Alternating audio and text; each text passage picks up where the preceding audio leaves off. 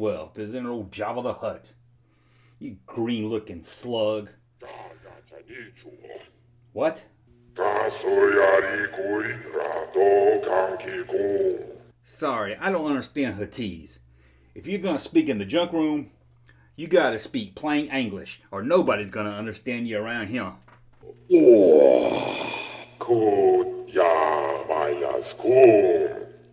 I don't know where your hookah pipe is, or your bass, or your little prisoner string, you S&M freak.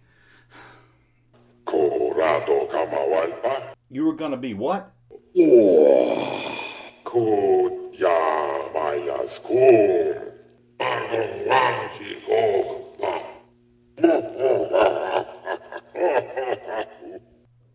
No, we all know the story. Lucas just got some extra to stand in front of Han Solo, Harrison Ford, and he was gonna draw you over with some kind of cartoon alien or puppet or something. That big guy in the movie, that human, was never gonna be in the original cut of Star Wars.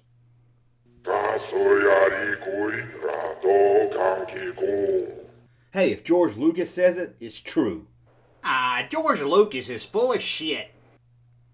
What do you guys think? Was George Lucas going to replace the actor in the deleted Jabba scene? Well, let's talk about it.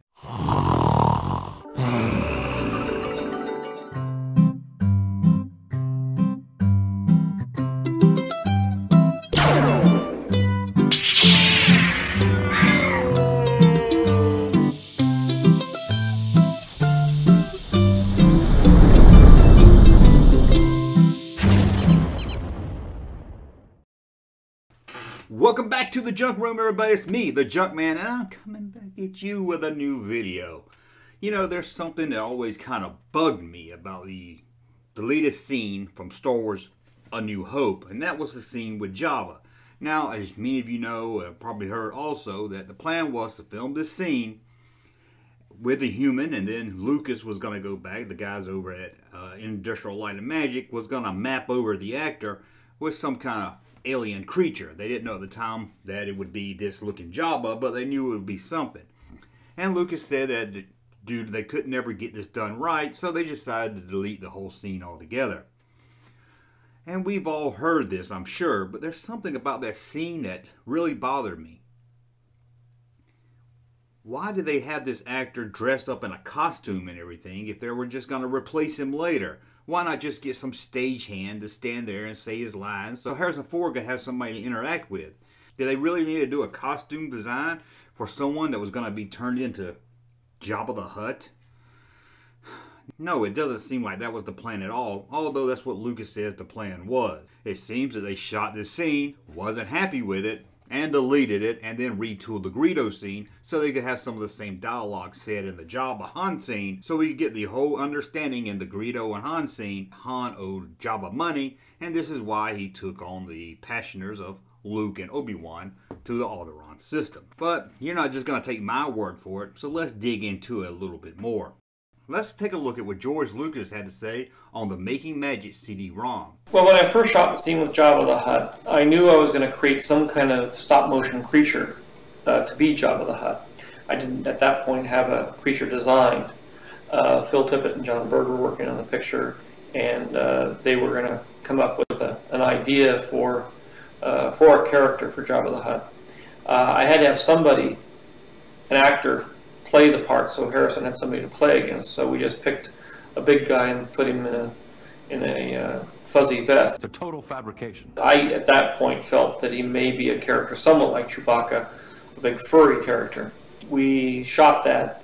As we were cutting the movie, realized relatively quickly that we didn't have the time or the money to actually shoot that scene, that ILM was pressed way beyond what it could pull off as it was.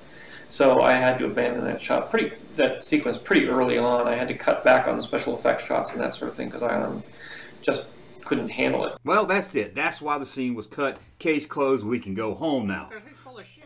What's that, Salacious? You were gonna tell everybody how George Lucas is full of shit. Oh yeah, I was going to tell you how we don't believe the George Lucas story here. First off, they just picked some guy and threw a costume on him or threw a furry coat on him? This seems very unlikely. They didn't just pull some fat guy that was eating a bologna sandwich over by the catering truck.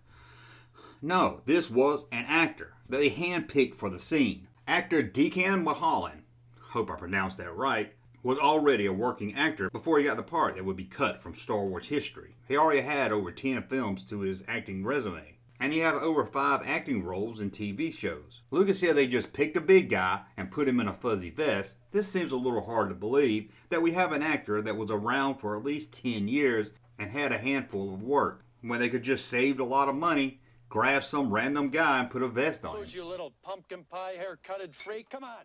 And what about this fuzzy vest they just threw on the guy? Does it look like they just found a fuzzy vest? I mean, I'm a guy with a closet full of fuzzy vests, and I don't have anything like that.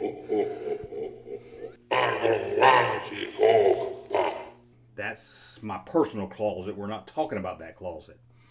Anyway, let's take a look at this fuzzy vest.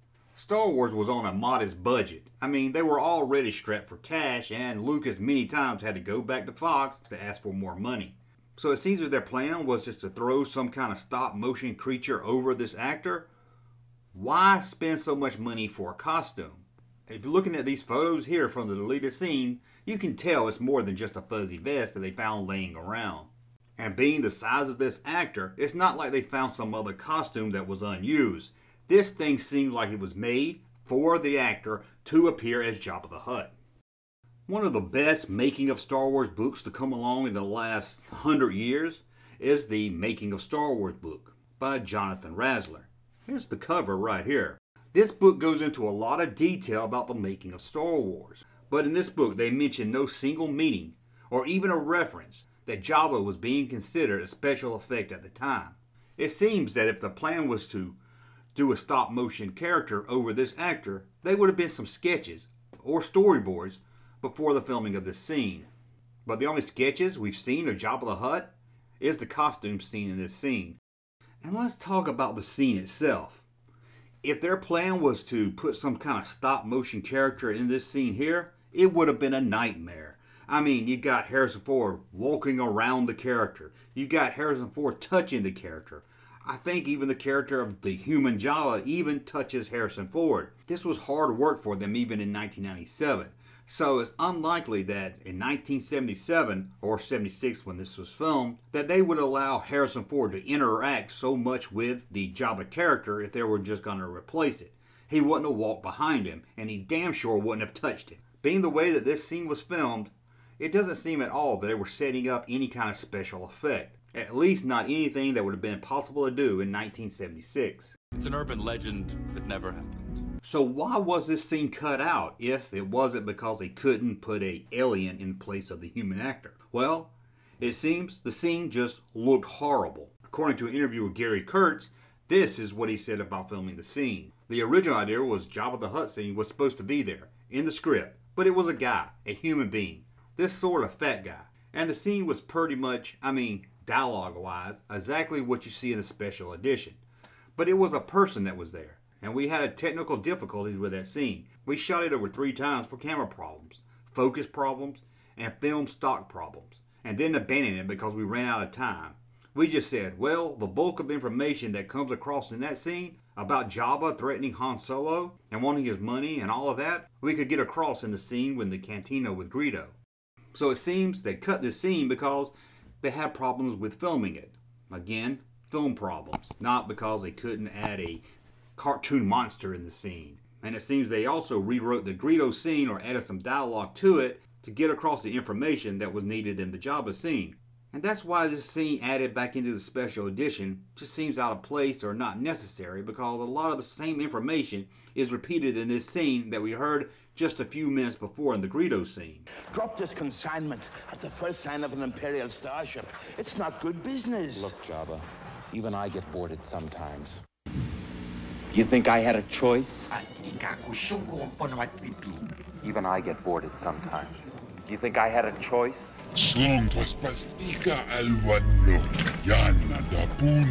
Look, Jabba, even I get boarded sometimes. You think I had a choice? But George Lucas had final say of what to cut and what not to cut.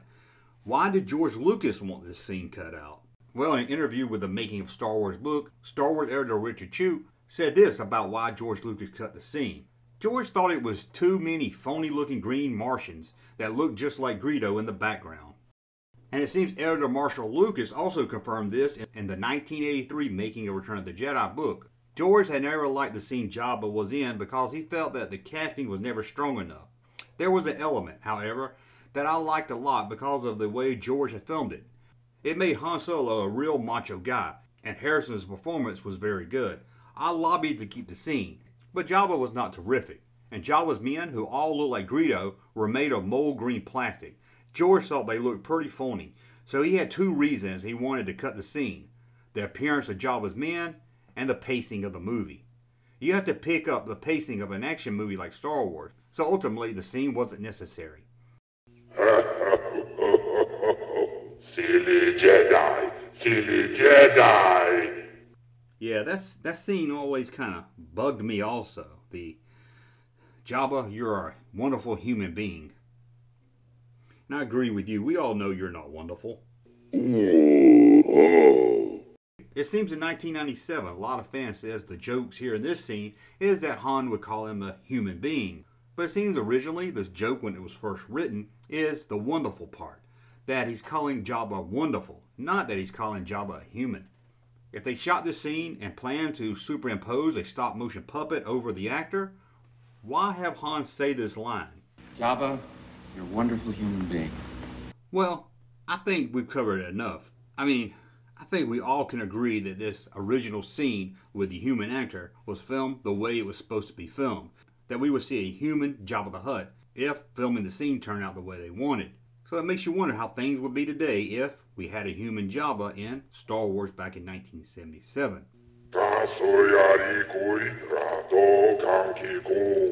How did you look in the Star Wars Marvel comics?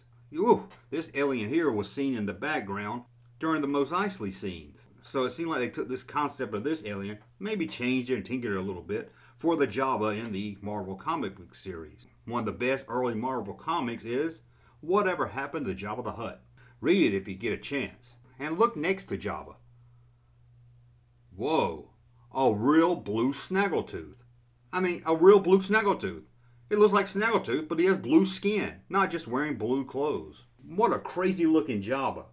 Makes you wonder if they did have that Jabba in the movie, what the Kenner toy would have looked like.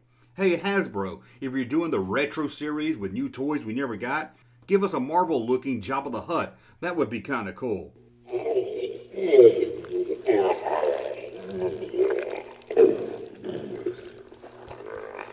I'm going to have to disagree with you there, you fat slob.